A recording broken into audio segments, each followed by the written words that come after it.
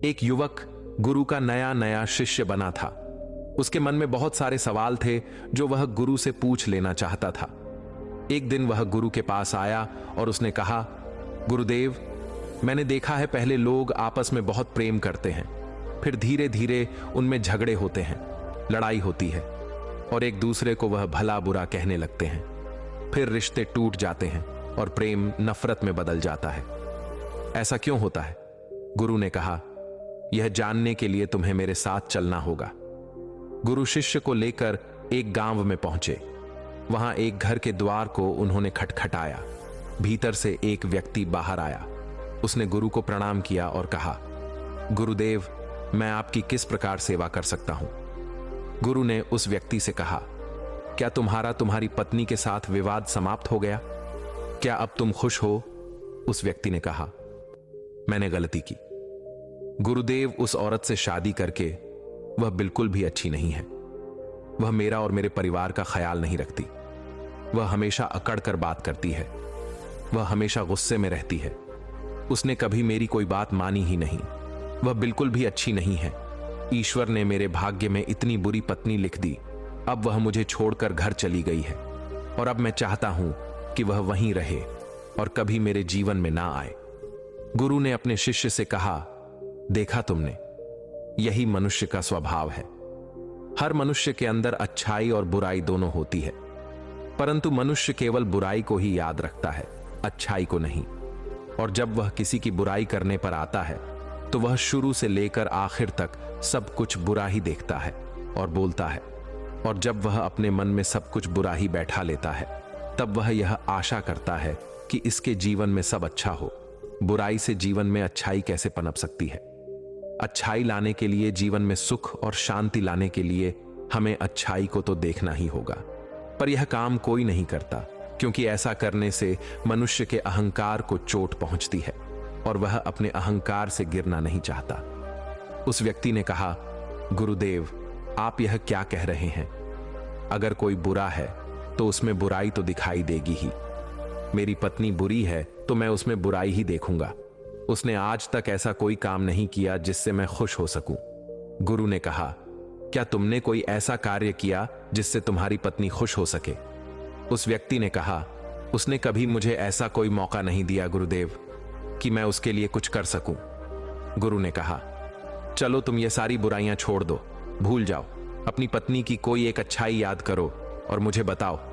उस व्यक्ति ने कहा, एक बार मेरी मां बहुत बीमार हुई थी, तब उसने उनकी बहुत सेवा की थी। उस समय उसने दिन रात का भी ध्यान नहीं रखा था। गुरु ने कहा, क्या इसके अलावा तुम्हें कोई और अच्छाई याद आ रही है?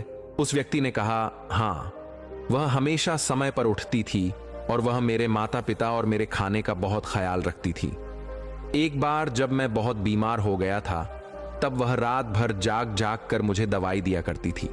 वह बहुत मेहनती थी और उसे कोई तकलीफ भी होती थी तो वह मुझे बताती नहीं थी। वह हमेशा इसी प्रयास में लगी रहती थी कि मैं खुश रह सकूं। यह कहते कहते उस व्यक्ति के आंखों से आंसू आ गए और उसने कहा, गुरुदेव, मुझे ये क्या हो गया? मेरी पत्नी में कमियां हैं पर वह बुरी नहीं है। मैं उसकी अच्छाइयों को देख नहीं पाया। गुरु ने कहा, जब हम किसी की बुराई देखते हैं तो बुराई बुराई को खींचती है और वह सब कुछ बुरा दिखाती है और देखती है। आपके जीवन में सब कुछ बुरा होने लगता है, पर जब आप किसी की अच्छाई देखते हैं तब अच्छाई अच्छाई को खींचती है और आपके साथ सब कुछ अच्छा होने लगता है। वह व्यक्ति गुरु को प्रणाम करके अपनी पत्नी को लेने के लिए वहां से चला गया। गुरु ने शिष्य से कहा, क्या तुम समझे कि रिश्ते क्यों टूट जाते हैं? प्रेम नफरत में क्यों बदल जाता है?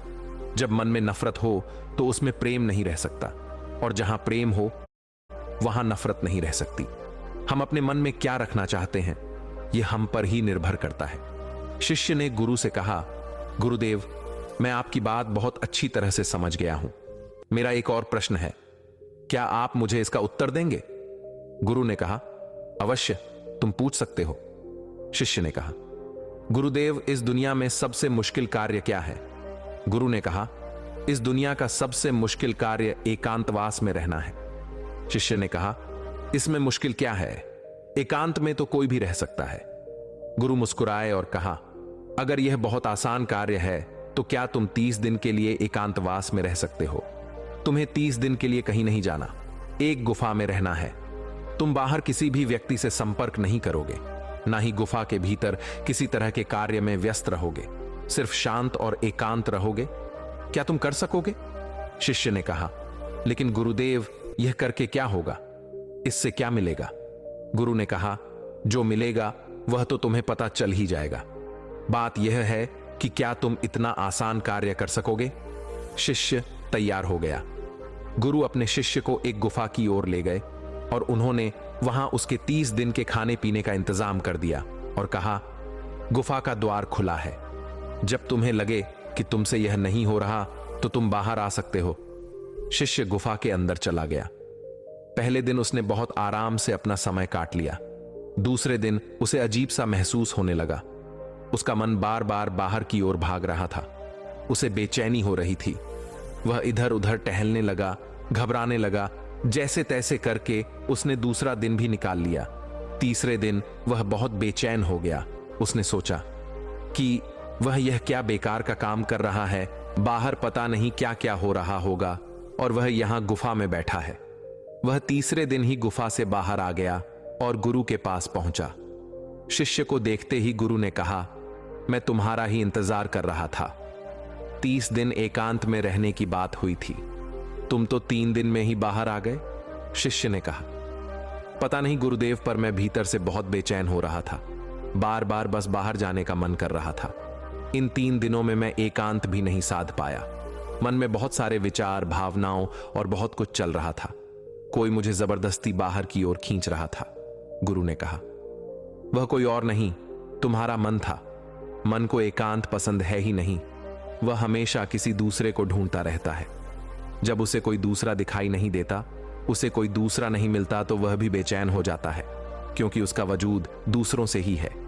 अगर दूसरे नहीं होंगे तो मन की शक्ति खो जाएगी और वह तुम पर से अपना नियंत्रण खोने लगेगा।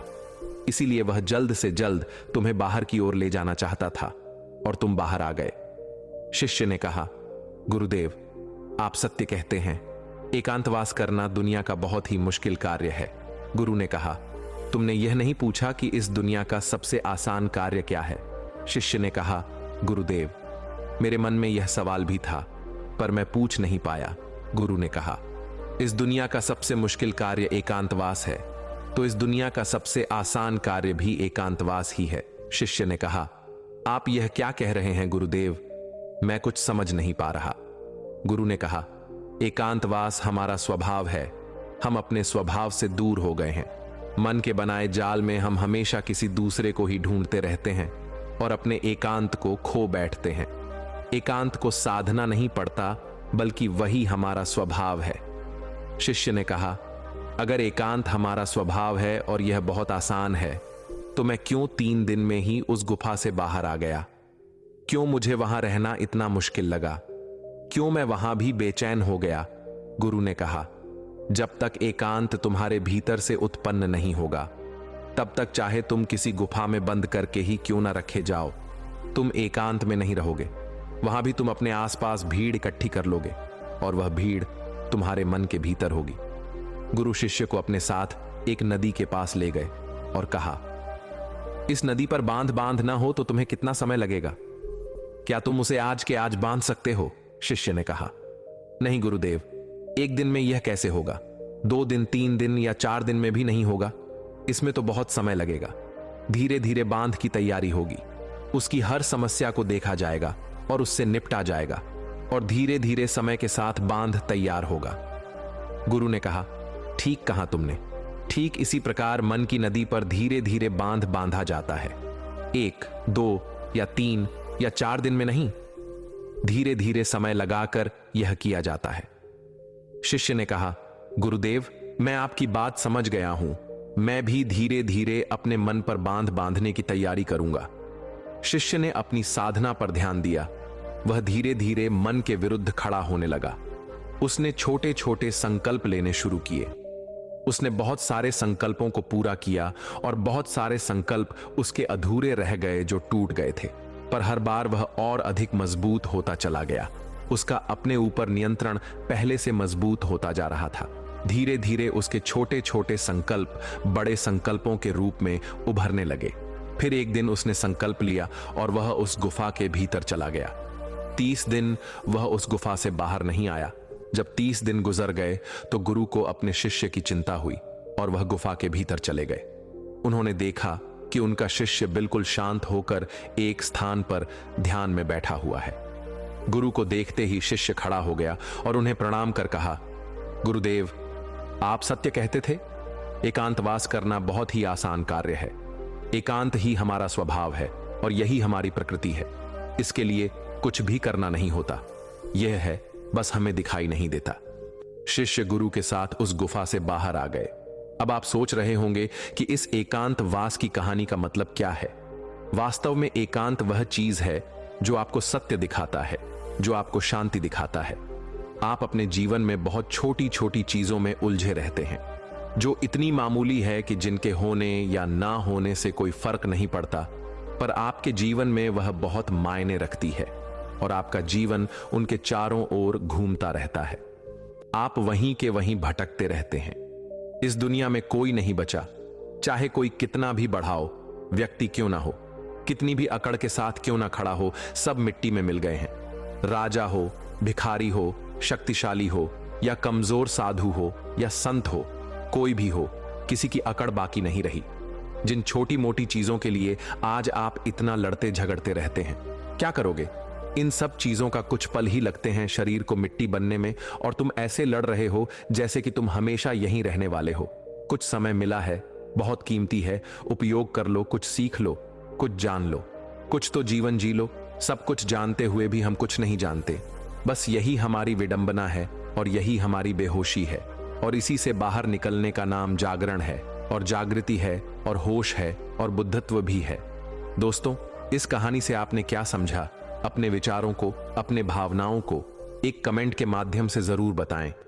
क्या पता आपके एक कमेंट से किसी का जीवन बदल जाए। धन्यवाद।